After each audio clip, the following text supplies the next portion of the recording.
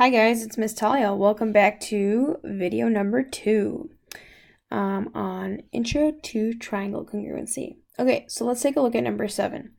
Again, we need 3 angles and 3 sides to show congruency.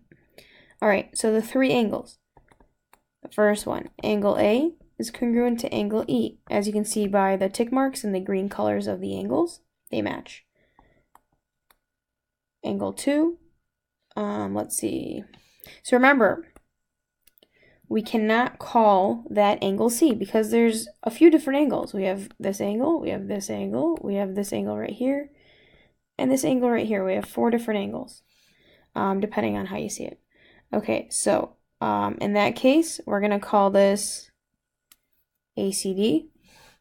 So angle ACD is congruent to angle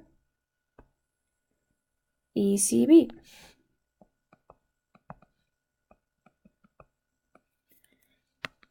All right, and the third angle that is congruent, right? So we're only given 2 tick marks, right? And you're like, wait, there isn't a third one. But what do you guys see right here? These arrows. They mean that these 2 segments are parallel. Remember in chapter, I believe it was chapter 2, we learned about 2 parallel lines and a transversal. Well, if these 2 are parallel, and we're focused on this angle and this angle right here, let's make this the transversal. Okay, now let's take a look at angle D. Angle D is congruent to angle B. We know that for a fact because they're alternate exterior angles, and we know that alternate exterior angles are congruent.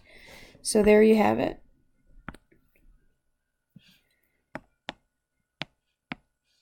Okay, so angle D is congruent to angle B.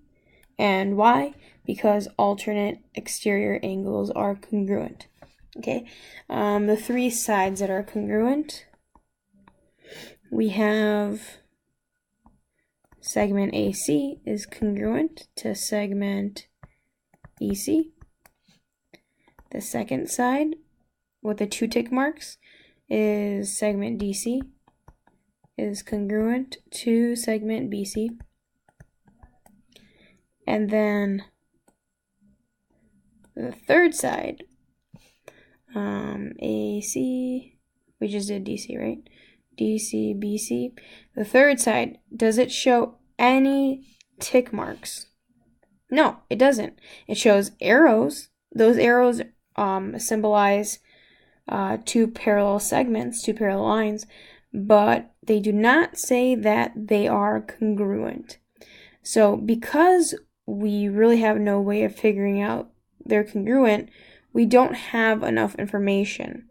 We have 5 out of the 6 pieces of information. So since we do not have all 6, not that they're not congruent, we just don't know if they are. So not enough info. Saying not enough info is different than saying that they're not congruent.